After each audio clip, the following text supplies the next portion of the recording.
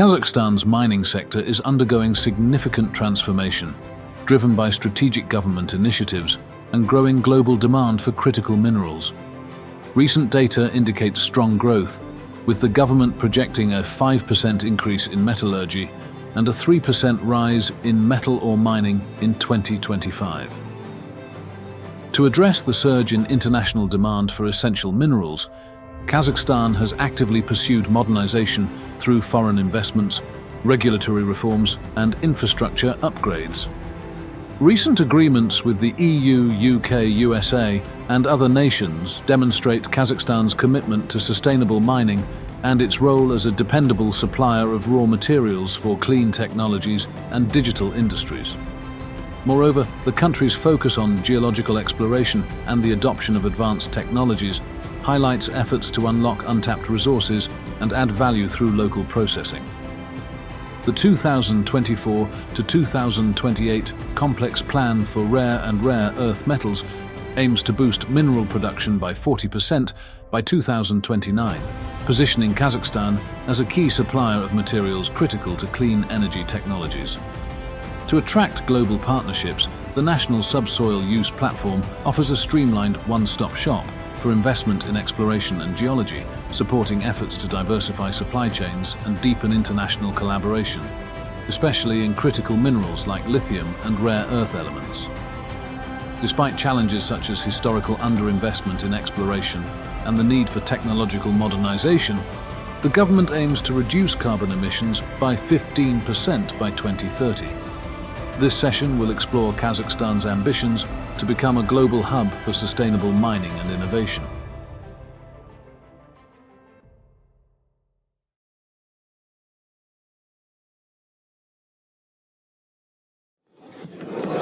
Еще раз всех приветствую.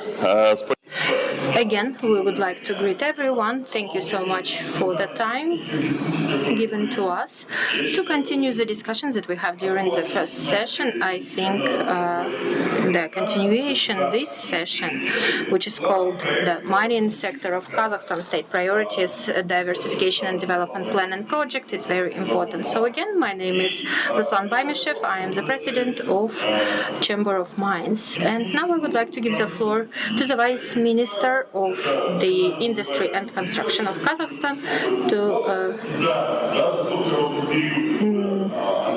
Ms. Janat Dubirova. She is in the ministry for a short period of time. However, we see that the ministry is far ahead, and now it's a good opportunity for the industry to ask all the questions to the ministry.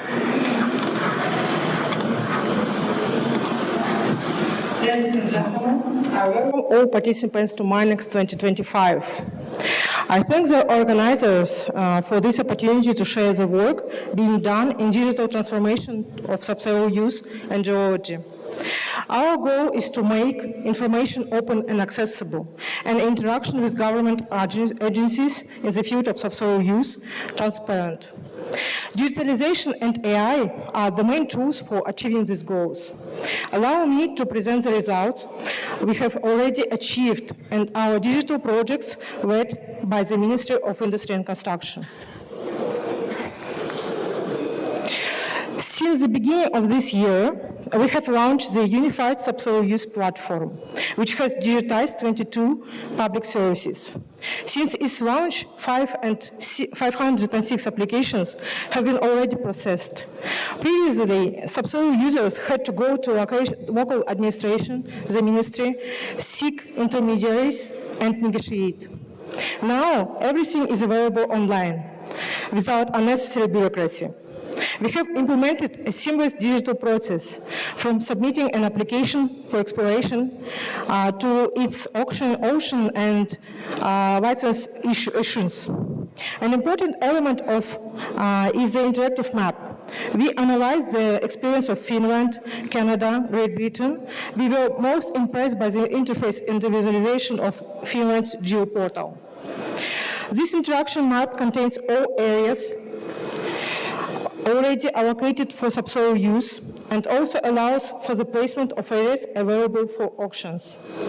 Now, investors can also directly access to portal without intermediaries, select the desired areas and apply to participate in auctions. Thus, in January of this year, digital auctions were held for 21 areas with investment commitment totaling $40 million.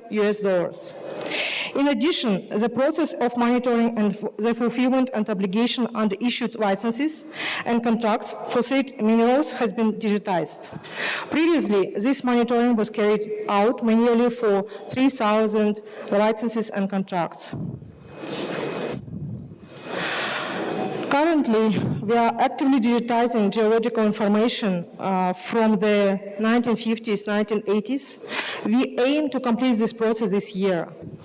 In parallel, we are working on implementing artificial intelligence, which will not only recognize geological information, but also analyze various characteristics and create predictive models of deposits and minerals in Kazakhstan based on big data. This product recognizes up to 90% of the information, even of poor quality. It also allows for human correction where it highlights in red. This indicates where the AI is uncertain about the accuracy of data recognition. We plan to complete this full cycle in 2026, processing all geological information and converting the data into a machine-readable format. As a result, big data will be available to investors in a convenient format on the Unified Subsoil Use Platform. We are digitalizing interaction with businesses not only in the obtaining government services, but also in reporting. Another function of the Unified Subsoil Use Platform is the submission of reports on license and contracts terms in a digital format. Previously, it was necessary to submit everything in paper form to local administration and the ministry. Now, everything is uploaded in digital machine-readable format. The next step is a digital verification of reports and conditions stipulated in contracts to reduce the human factor. Overall, the goal of digitalization team is to make Kazakhstan open to investors by providing a convenient service for selecting sites and participating in auctions, as well as a clear, transparent interaction process to reduce human factors. I would be happy to answer any questions. Thank you for your attention. Thank you very much, Жанат. Я должен был сказать сразу. I had to say about actually the order of our session. We do have the people who will inform you on your timing. And so first we will have the speeches from our speakers, and then in the end we will have Q&A sessions, okay? So we will have questions from the audience. Now let us continue, and still we give the floor to the representative of Ministry of Industry and Construction. This is a competent authority that defines the policy in this area. We work together here at the platform and at the government, and we are happy to have the same vision. Today with us we do have the director of the Department of Subsoil Use of Ministry of Industry and Construction, Mr. Kushumov. Please, the floor is yours.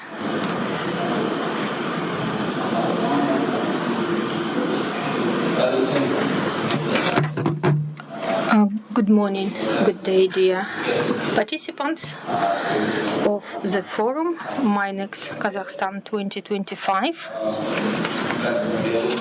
With regard to the geology and subsoil use, I would like to present you the information that what the ministry does so that to attract investments, and I will tell the information that covers some other issues with regard to the mineral resources. Today, we have more than 9,000 fields deposits, 987 solid mineral deposits. Most of them have been explored more than 30 years ago. With the existing volume of exploration, the reserves of gold would be for 33 years and for the copper 44 years. Last year, For the first time, the state recorded 43 new deposits. Out of them, 22 is regarding the solid minerals. The growth in gold was 20 ton, silver 9,000 ton, and copper 48,000 tons. So that to increase attractiveness of mining sector, we need to present intensified measures. We need to attract investment. We need to develop exploration programs, including the use of advanced technologies, and of course we need to explore new deposits and new fields, and also we need to ensure the extraction of minerals. Not enough volume of private geological exploration in 1990s lead to the depletion of resources and slowed down the advantages. So the legislative reform was made, and in 2018 the code on subsoil and subsoil use was implemented. The reform was aimed to create a new competitive environment that attracts investments to the mass geological exploration based on the examples of Australia and Canada. Since 2018, due to this reform, the private investments to this sector increased 3 times. Large investors, large mining companies entered the country. As you know, to receive the right of subsoil use, all of this is regulated by the state fund, and all the country is divided into different sectors. However, due to the changes of territorial borders, due to the changes in the borders of natural reserves and of some other areas, there are some still amendments, and there will be some amendments to this program of management. Only 60% of territory of Kazakhstan are under license, and there are still more land plots that need to be explored. So, taking up this opportunity, I would like to say, as Ms. Jana mentioned, we now have automated the process, and right now online you can receive the right to subsoil use. Any land plot that you are interested in, you can submit your application online, and online you can receive the right to subsoil use. And the terms of consideration were reduced. Within 10 working days, you will receive approval on licensing.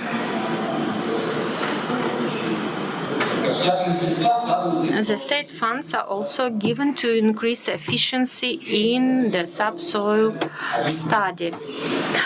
Right now, we are planning it in the scale 1 to 25,000. However, to make more accurate forecast, we want to do more detailed mapping.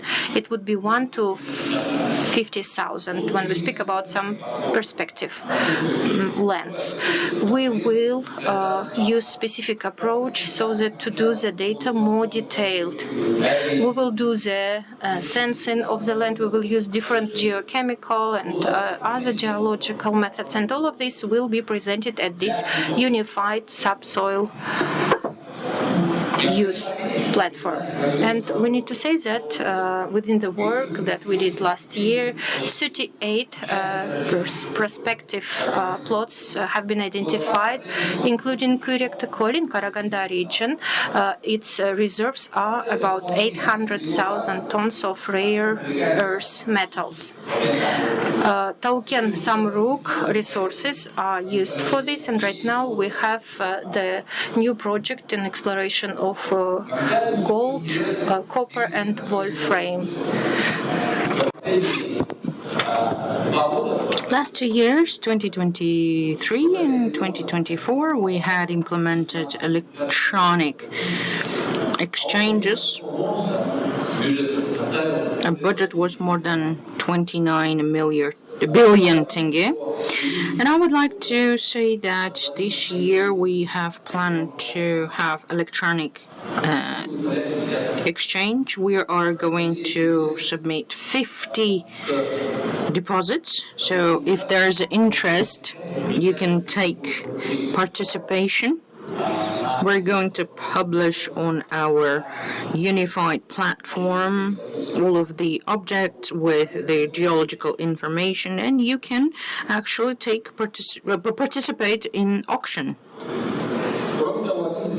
One of the decisions of the restoration is the technogenic minerals. We have more than 55 billion tons, and most of them pose ecological risks. So in order to minimize it, we need to work with the legislative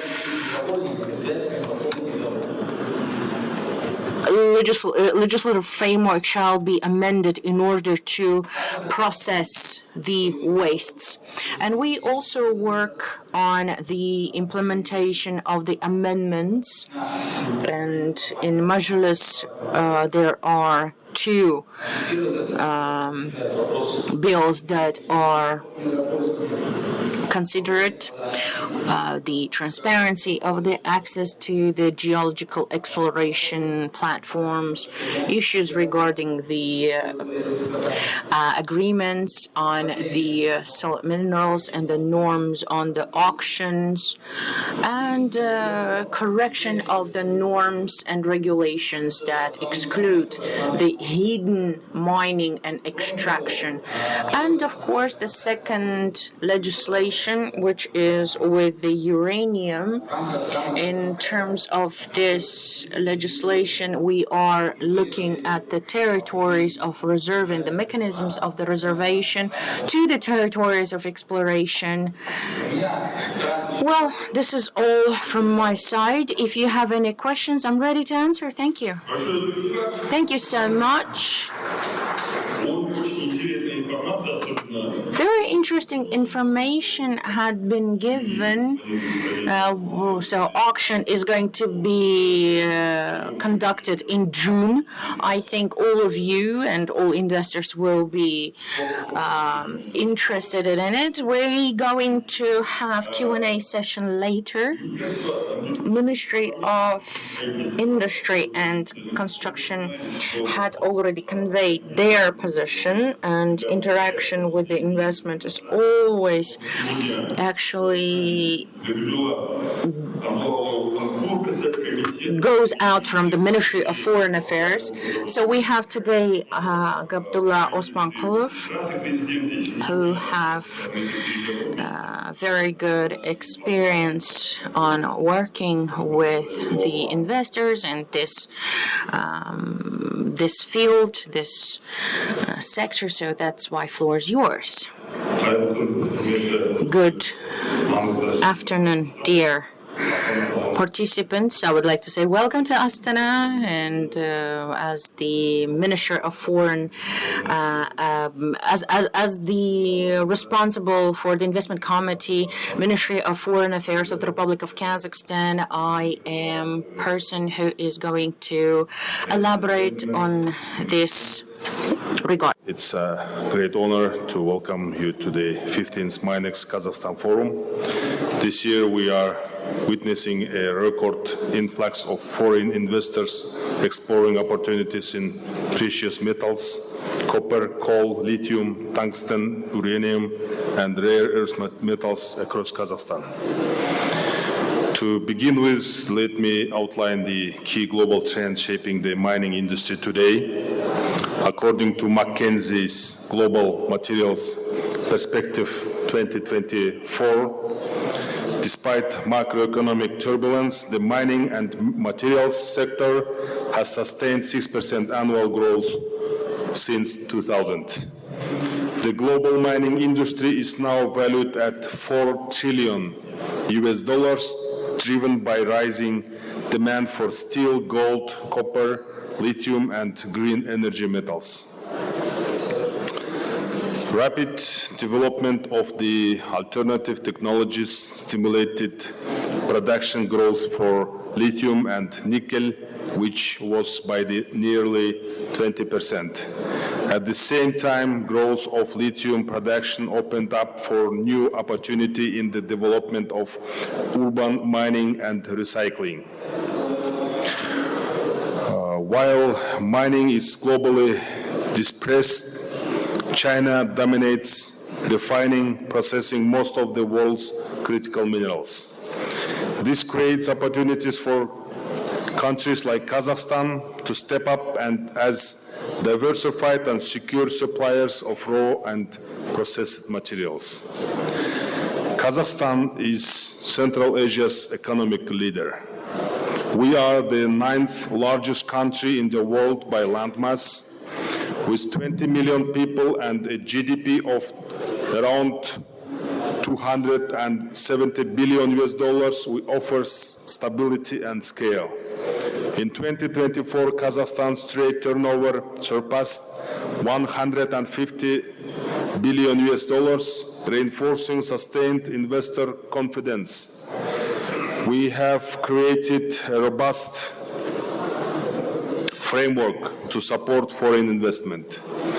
Our Foreign Investor Council, chaired by the President, and the Investment Office, led by the Prime Minister, ensure high-level coordination.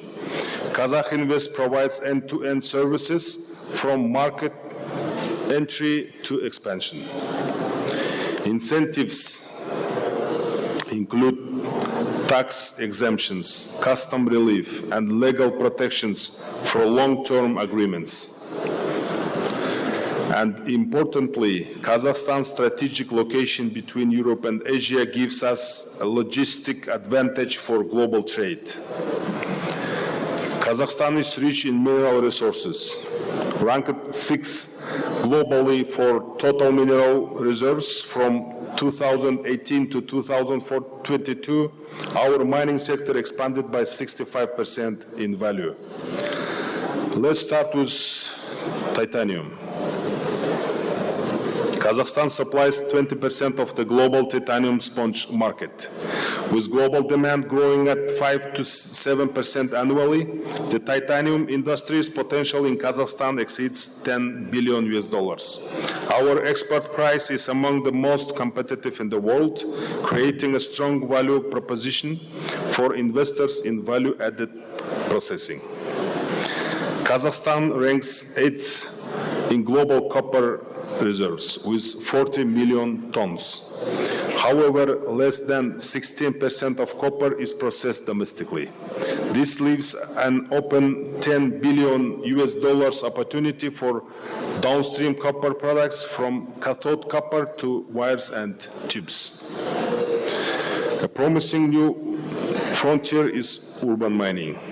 By 2075, 20% of global lithium supply is expected to come from recycling.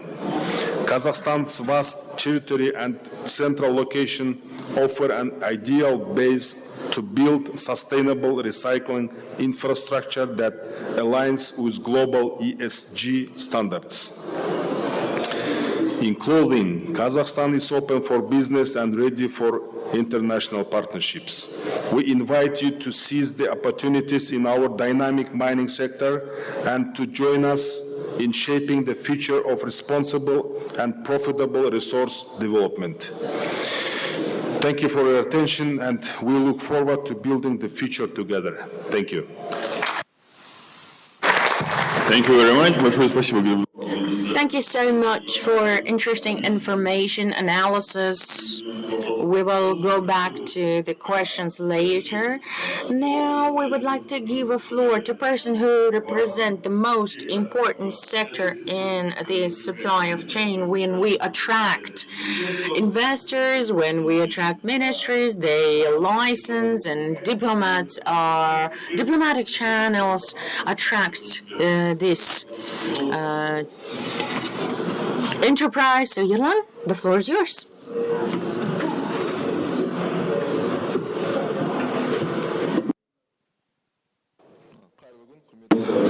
Good morning, dear participants. Welcome.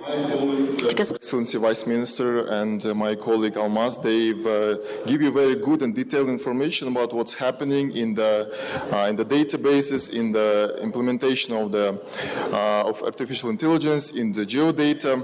What I wanted to talk about today is not about the data per se, but more about what we are doing in the international cooperation.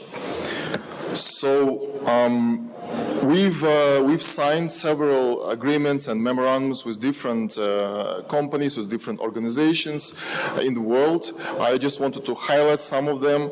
With UK, we have signed the Memorandum of Understanding, and in this memorandum, we have done some very good work.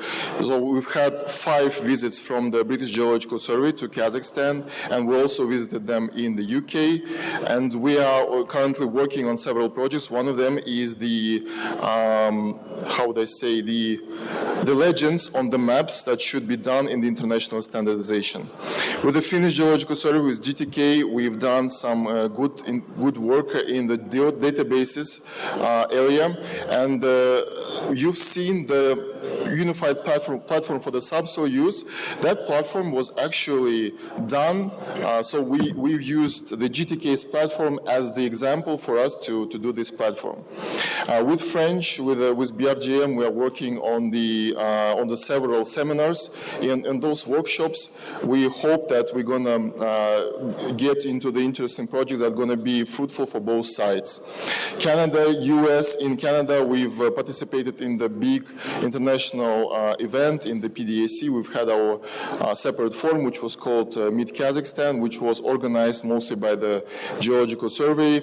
And with the Geological Survey of US, USGS, we are preparing for the review that will be done by several geosurveys, and this review will be spearheaded by the USGS. But I'm not just talking about international cooperation, we are also doing some work in the Kazakhstan.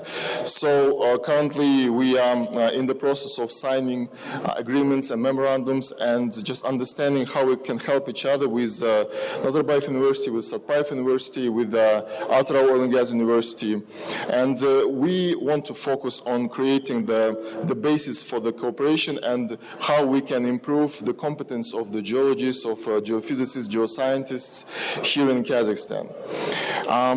In the sphere of science, so we are currently working on building the digital geological map of Kazakhstan. In this project, we are working together with BGS, with our inner geological organization in Kazakhstan. We also, so I had a conversation with my colleagues from the World Bank, from other organizations, and they all say that the key factor is that when some geologist in Canada or Australia, when he looks at your map, he needs to understand how you draw the lines, how you draw the areas, polygons, etc. What kinds of colors do you use? What kind of letters and notification do you use? So in this regard, he proposed for us to build a project for standardization and unification in the geodata standards. We're working on that too. And the last but not least is, of course, building the digital database, and that work was also described by our Vice Minister. What we also are doing is we are working to implement the artificial intelligence in the OCR, also for the graphical data, because for OCR it's more or less understand how we can do that, but for the graphical data it's something very specific, and we've talked with several data companies, like digital companies, and all of them say that you need to teach your database software in order to understand your graphical information, and that could be very challenging. So in this regard, we are working with those big digital companies. And also, I just wanted to highlight that we are currently working with a company called Rubicon, which is a French startup, and we've signed a memorandum of understanding with this company in Canada, in PDAC, and we want to work together on the prospecting of white hydrogen in Kazakhstan. I know that this is something very new and something not explored here, but Kazakhstan, I was told by that company that they've looked into the data and they see that Kazakhstan has a very huge potential in the white hydrogen. And white hydrogen's costs could be much lower than, for instance, green hydrogen's costs. And last but not least, I wanted to invite all of you and wanted to give you information about this is a new initiative. This is called the Central Asian Geological Forum. And as you all know, the first Sunday of April is when we celebrate the Day of the Geologist, so it was very recent. Thank you for all of your celebration. Thank you for all of your efforts on that. And next year we want to have this event here in Astana in Kazakhstan. And we've already had some conversations with Mongolia, and they fully supported that. We had conversation with Uzbekistan. They also are supporting that. So we plan next year on April, we plan to have this Central Asian Geological Forum. That's going to be a platform for the conversation, mostly focused on the scientific part, mostly focused on the how can we help each other, because all Central Asian countries, we have very, very shared history, shared science. All of our reports are in Russian, so it would be easy for us to understand each other. So I think that it could be something very fruitful. We would like for you to consider coming next year to Kazakhstan on April and to participate on that event. Thank you very much for this opportunity to speak here on that platform. Thank you. Thank you very much. Очень приятно видеть, что I'm very glad to see National Geological Service, which is posing relevant tasks and issues. I'm happy that the digitalization is ongoing process and you're active in it, because I would like to, 2013, that was the last map that had been created in Kazakhstan. This is the face of Kazakhstan and it should be continued. So today we logically structured all our speakers sequence. Of course, whenever a company comes to Kazakhstan, they work with national company that today works in the mining and subsoil extraction. So that is why I would like to give a floor to Nariman Absametova, who is the chairman of the board of National Mining Company Tauken Samruk. Now I would like to think about diversification from top down, the review of the world and global stage, and then go down to Tauken Samruk. I will be addressing my speech in Russian because majority of the audience is Russian speaking, and I hope that you hear the interpretation. Well, we talk about critical materials, rare earth metals. So I would like to dwell on and why they're so important, and why our colleagues from different countries, even Greenland, would like to enter to Kazakhstan in order to develop minerals in Kazakhstan and raw materials in Kazakhstan, and maybe they will address those issues and questions. There are lots of things that we talk about, new era, to the transition to the green energy, green agenda. It would be too naive to say that this transition would be easy, that we will stop use oil products, and then one day we will be all green without using any other carbon things. I think that transition would be not that easy, and transition and the refusal from coal or oil. We understand that we, Tauken Samruk, we are in the member of Samruk Kazana, and there we do have some other enterprises, coal and oil enterprises. When we speak about oils, we speak not only about gasoline or diesel. The oil is used everywhere, in bitumen, in different plastic production, and of course it would be impossible to replace totally oil. But at the same time, we need to understand clearly that now we are moving to the new things, new technologies, to wind generation, to solar panels. So we are moving to the electric vehicle era. And let's look at to the let's look at the right side of the screen. Here we see the industries where the metals and rare earth metals are very important, because without these metals we will not be able to build any of these things. That's why now many countries of the world have already adopted so-called critical raw material list. This is a list of those critical materials needed to build their new economy that will include advanced technologies and advanced technologies products. The lists are different, but in many cases, for 90%, they are similar. Here in bold, you see the metals that are on the territory of Kazakhstan, and it means we can become the suppliers and reliable partners for these countries to supply these specific metals and elements. But this is the most interesting part. You know, when we say critical materials and when we say rare earth materials,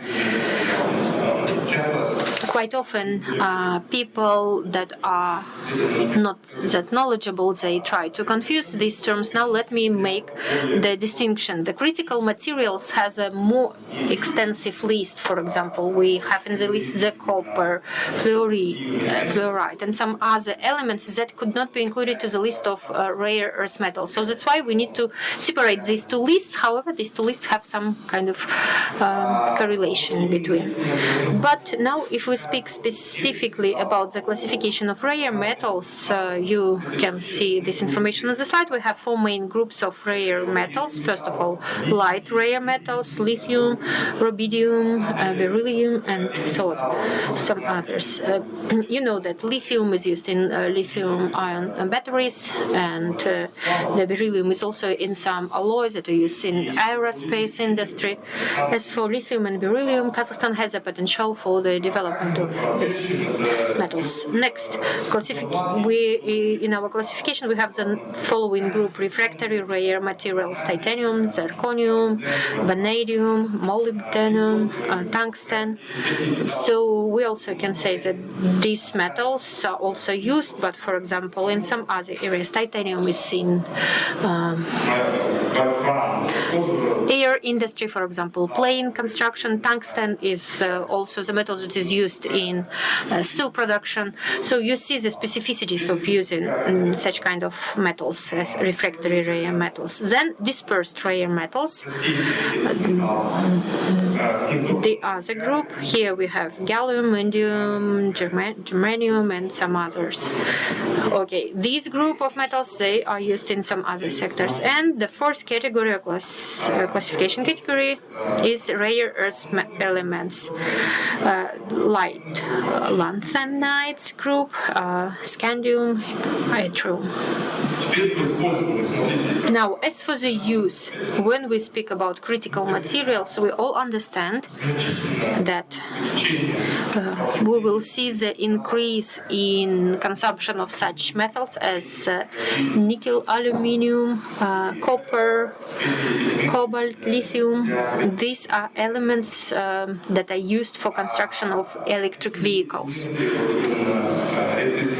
But rare earth metals, again, lithium or lanthanides, these metals will be used in production of smartphones. As for the rare earth metals, I also would like to specify that the industry, permanent magnets and rare earth elements are really required here, especially three of them: terbium, niobium, and dysprosium. Without these elements, the production, for example, of EVs is not possible. So these would be the drivers of the process, these three. So where we can find such rare earth elements, all you can see here, the map of the deposits. And you see the number here in blue squares. These are the reserves of these deposits. So you can see that the biggest parts of such deposits could be seen in China, which is a leader of the industry. Then you can see the Southeast Asia, South America, and Russia. In Europe and in the US, we have the insignificant reserves of rare earth elements, and of course we see that for them it is very important to build the supply chain if they want to develop such technological industries. Who has the technologies? Because besides the exploration and extraction, these metals have to be processed, and of course technologies play an important role in all of this area. We see that the only country in the world at the moment that has all the stages of the chain, this is China. All other countries, they have the disaggregated production chain.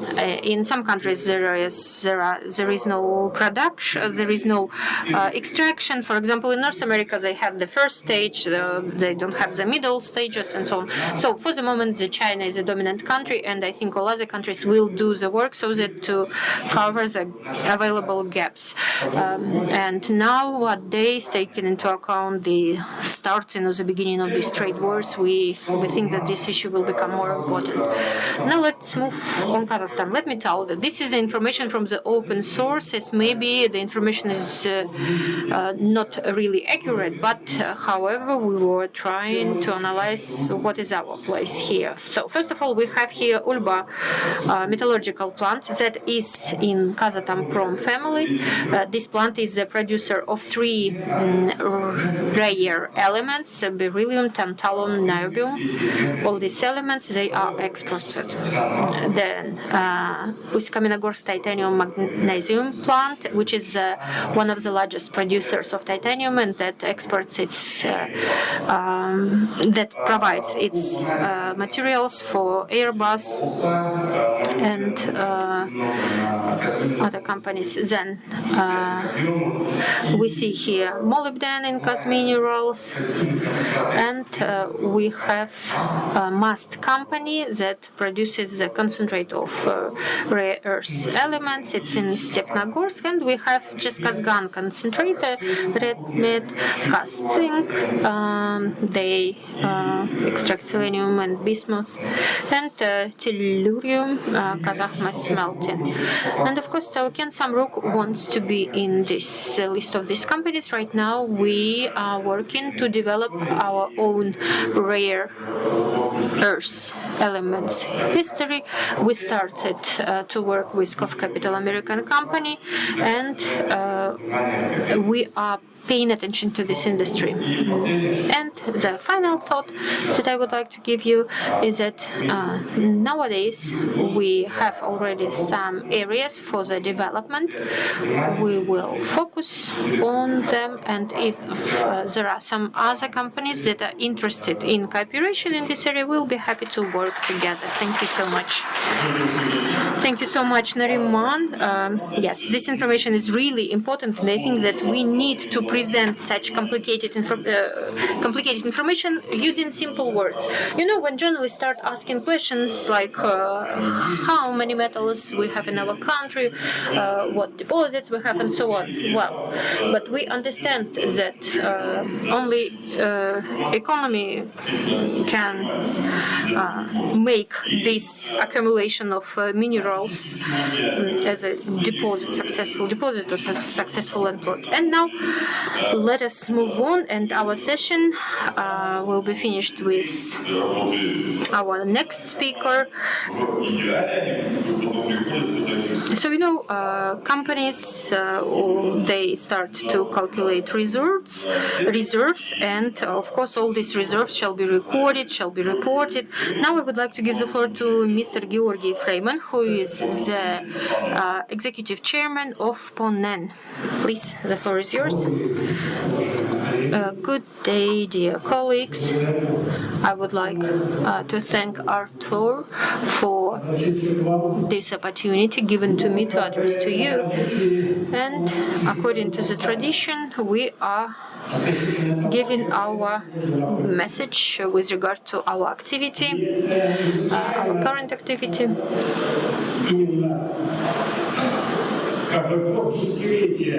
You know, when it was the 10th anniversary of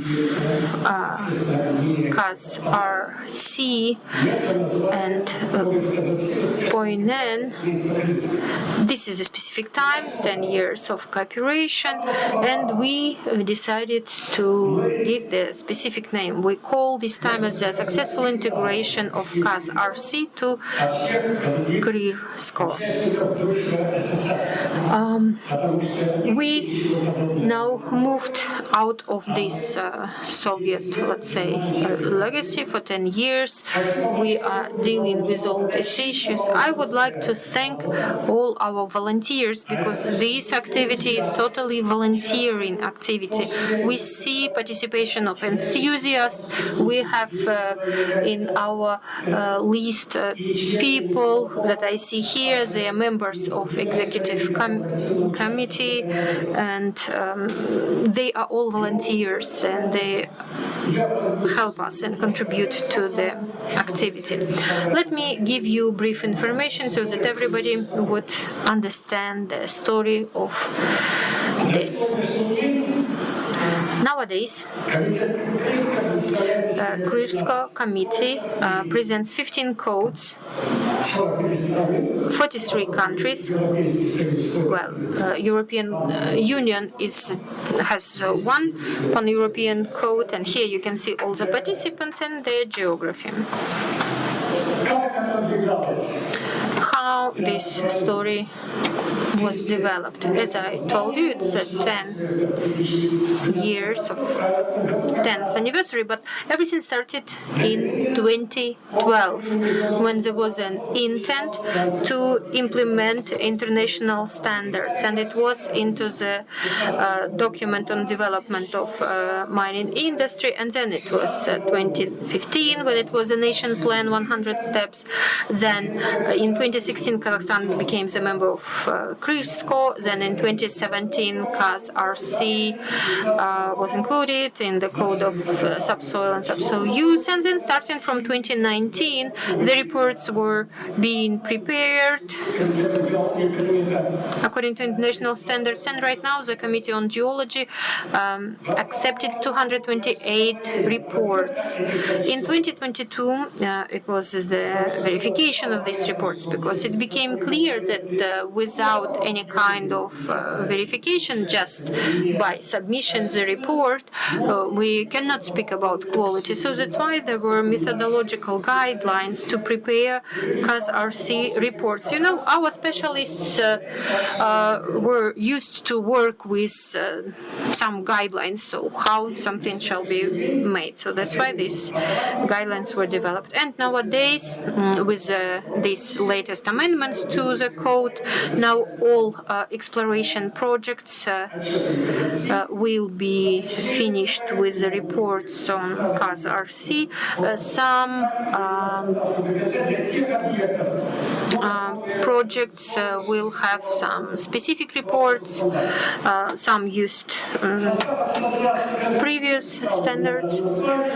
Here you can see the composition of KazRC, 9 members nowadays, but I would like to say that 5 more organizations submitted applications. They want to become the member of our association. The membership of PONEN Public Association, we see here 536 members according to all categories. So student is a minimum one, and follower is a specialist with great experience. Here you can see the dynamics, you can see the territorial distribution. We see that the distribution is not even. We see that in some areas we have more offices and more development in solid minerals, because this doesn't refer to hydrocarbons. Please pay attention to the following slide. We receive lots of requests, and there are lots of critical words. People say that there are lots of requirements with regard to receiving of status of professional member and fellow. So here you can see all members, and we have the following requirements: 10 years. People say, why 10? Why not 5? Everywhere we have the 5 years. Here, please look at 7 countries, including the countries that are at these international standards of reporting for many years. For example, 10 years. In Brazil, in Chile, Mongolia, they have 12 years. This is a requirement of practical experience. Then you can see Colombia, Turkey, India, everywhere we see 10 years. Then there is also the question of the competency of people, accreditation of the competency of competent person. We see that you see the final line here in this table, which is also important.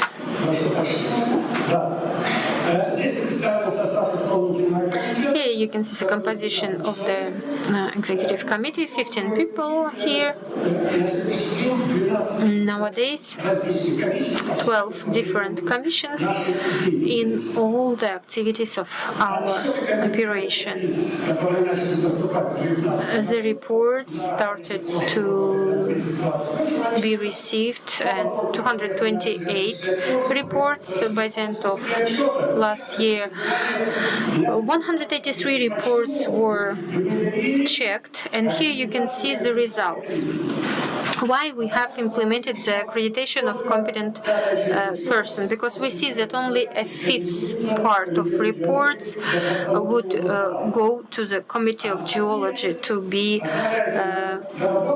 processed further. Some other reports have to be finalized, so they sent back to for the elimination of different discrepancies, and some of them have been declined fully. And of course, training is very important here.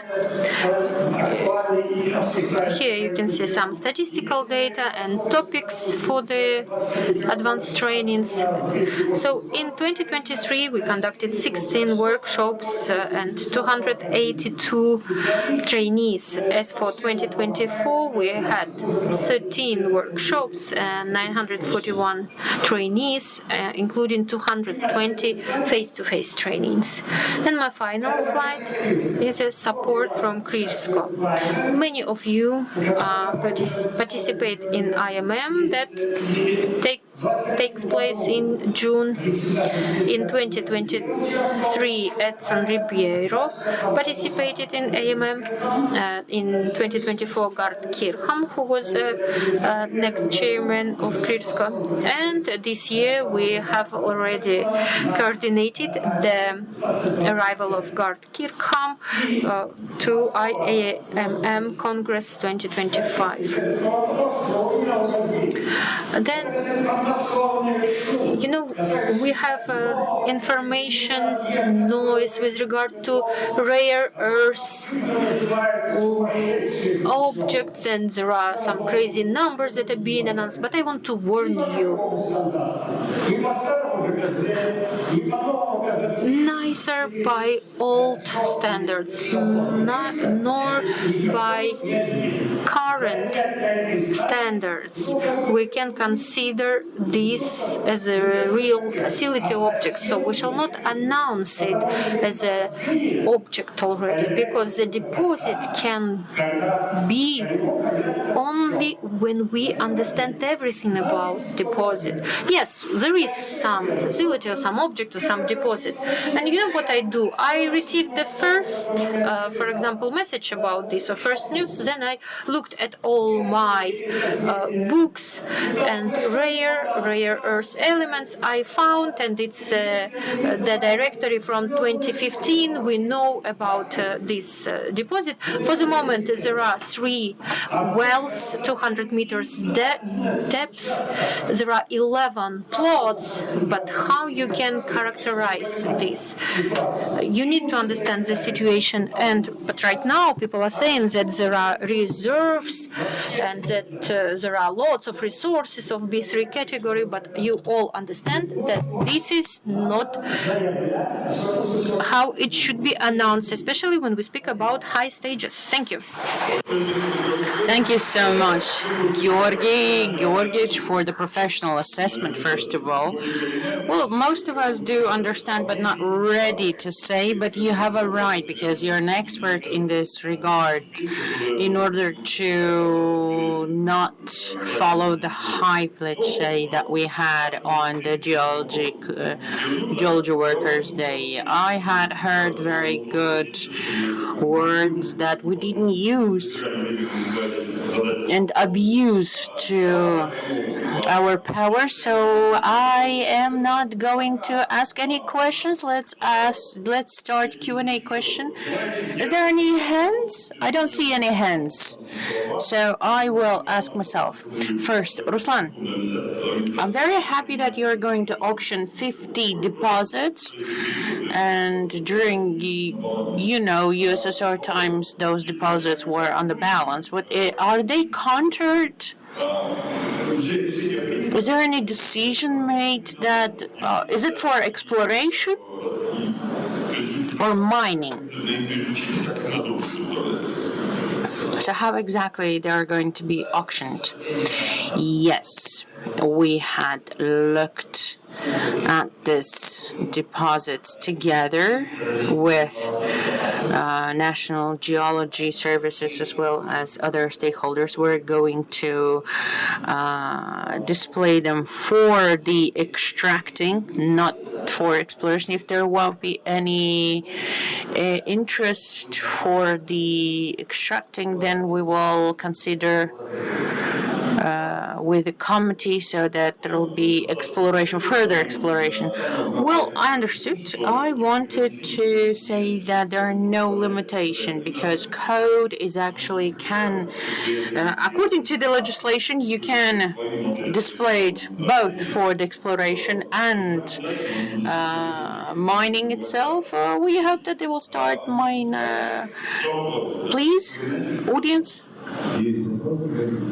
I have a question. Using this opportunity, since we have competent authorities, I'd like to ask about what is more important so that company would open new deposit, exploration side, or maybe work in a contract. What is the priority? Open the deposit or expend the money? Very good question. Who would like to address that? I'll try my best. Of course, the aim is to conduct the work that we have started together, is the search of the deposits, and of course the expansion of the deposits, all the deposits. What is the essence of the question? What ministry will do if company would open deposit for lesser amount?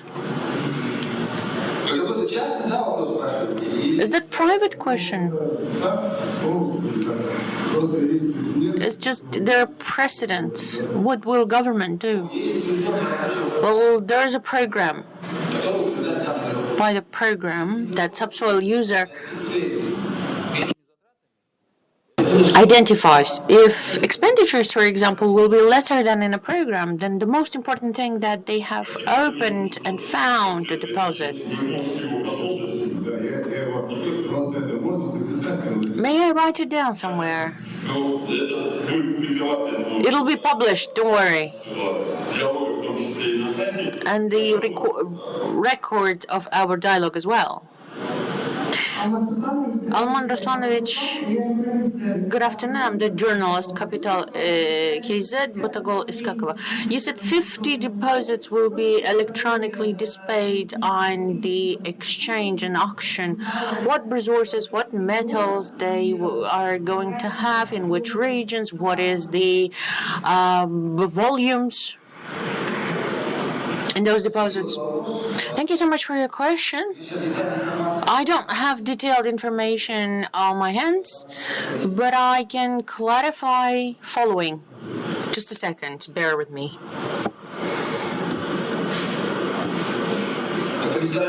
These are the deposits of gold, rare earth metals, polymetals. Maybe we should do this way. We made a map yesterday or the day before. You could see on the map which regions, what places, deposits, what is the volume of the deposit. Can I give you this information separately? Or maybe press services. I think we could work on it detail. Well, all the objects are going to be published in a couple of days. That'll be in open source. I don't have this map with me. That's the problem. Press service. You need to address. Almas Ruslanovich, I'm gonna. To this question, we're going to answer in written form. So this is life hack of mine. So whenever somebody asks a question that you cannot answer right away, then tell them we can give you answer in written form. And now I would like to ask a question. We had already discussed publications of the deposits whenever it had been found, for example, when exactly we're going to publish all of the information.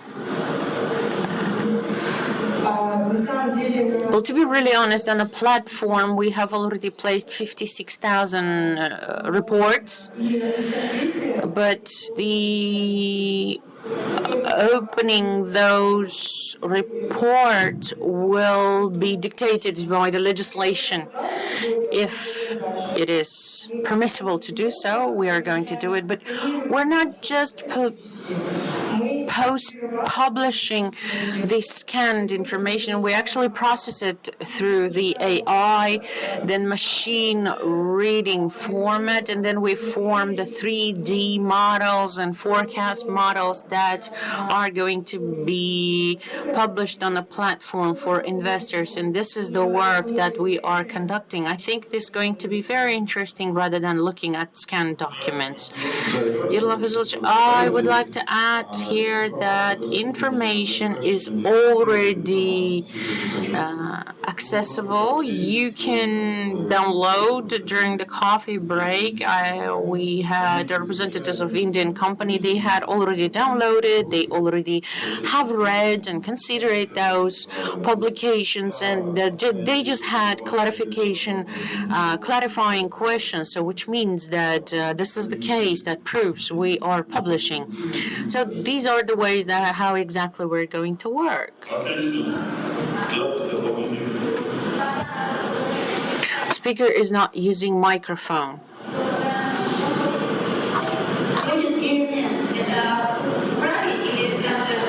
I know that it was asking the identification number. Is it excluded now?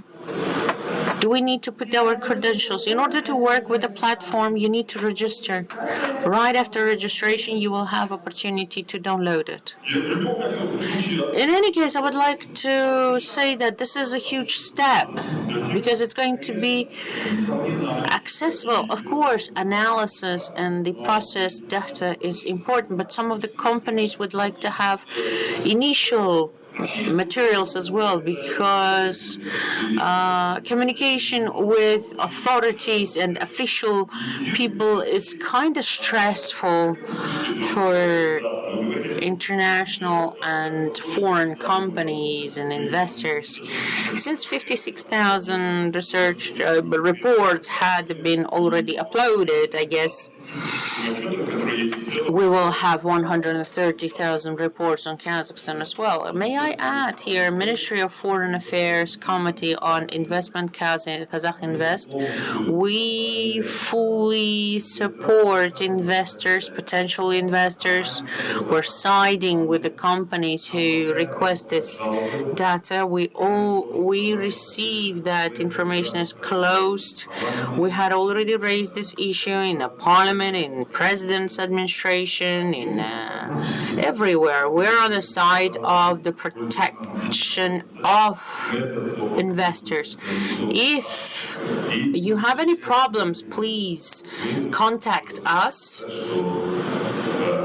because we support investors and we render our services. But when we were discussing the intergovernmental associations, for example, they say that we have open data, we present information in order to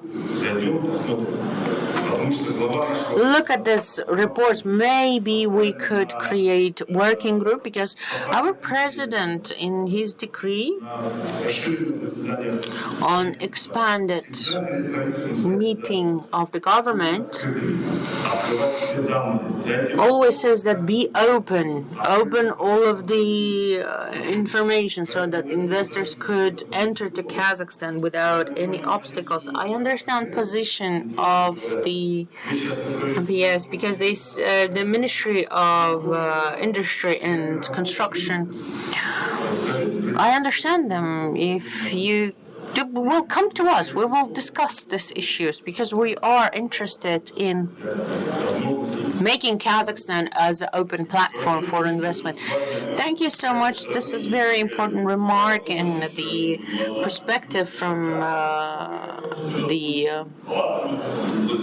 independent side. So when we have the Kazakh Investment Committee, this is very important and this is good win. And if you have any questions, well, I wanted to finish with one anecdote, but okay. Association of Metallurgic and Mining Companies. I would like to ask address my question to the ministry. Almost here we have a lot of problems in codes and legal framework. We would like to make sure that whether department going to support us and make amendments this year to the code on subsoil use that is necessary. I would like to also say that there's an initiative of the parliament members, and it's frightening, to be honest, to look at some of the articles, and we would like to amend the situation. Well, another issue, we have a platform as well, and reports how you're going to synchronize those platforms, because Ministry of Digitalization, for example, will be asking the report. You will be asking the report. Isn't it too much of a burden? Because it is not regulated. Well, regarding the question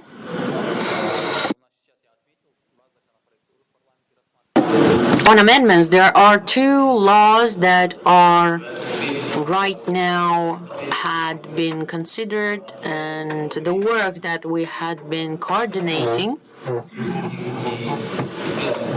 we didn't exclude them. We still have this work, but we just, it's on standby right now. We are not just continuing it. We had stopped working, but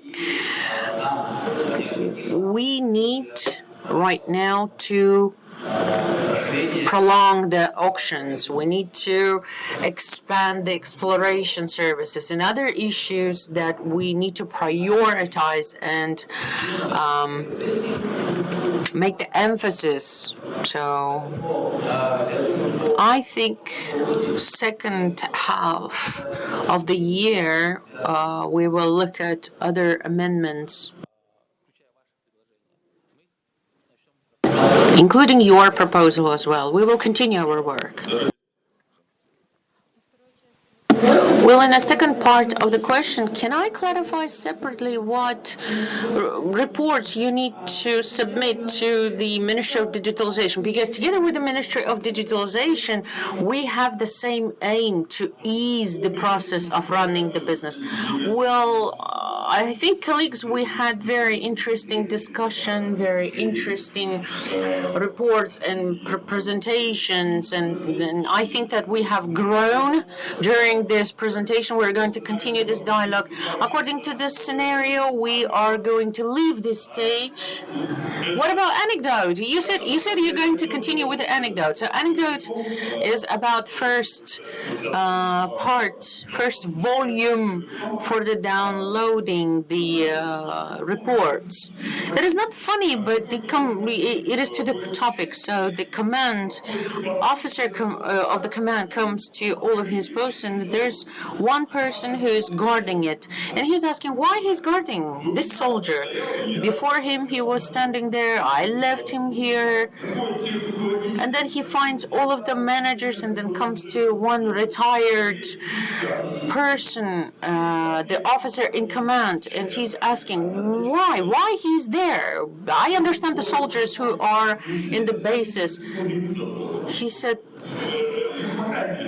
didn't this bench dry because it was at that time just painted? So that's why one of the soldiers I appointed to guard this bench. So whenever I ask about reports, everybody says we started doing it in Almaty, so we're just continue what we do in Almaty. I think we need to stop inheriting something and then make amendments and changes shall be introduced. So that's it from my side.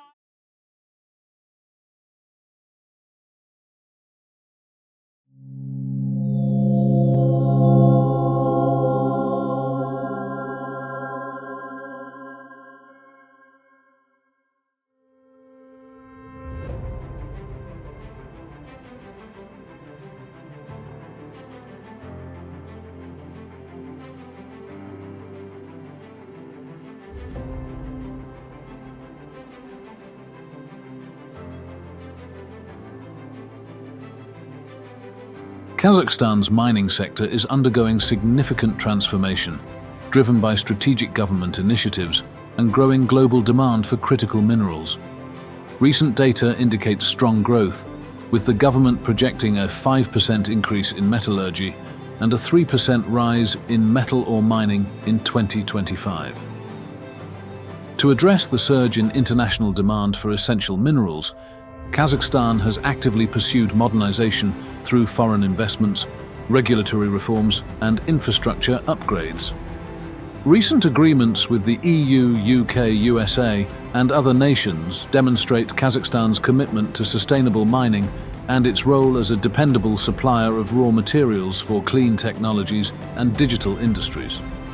Moreover, the country's focus on geological exploration and the adoption of advanced technologies highlights efforts to unlock untapped resources and add value through local processing. The 2024 to 2028 Complex Plan for Rare and Rare Earth Metals aims to boost mineral production by 40% by 2029, positioning Kazakhstan as a key supplier of materials critical to clean energy technologies. To attract global partnerships, the National Subsoil Use Platform offers a streamlined one-stop shop for investment in exploration and geology, supporting efforts to diversify supply chains and deepen international collaboration, especially in critical minerals like lithium and rare earth elements. Despite challenges such as historical underinvestment in exploration and the need for technological modernization, the government aims to reduce carbon emissions by 15% by 2030. This session will explore Kazakhstan's ambitions to become a global hub for sustainable mining and innovation.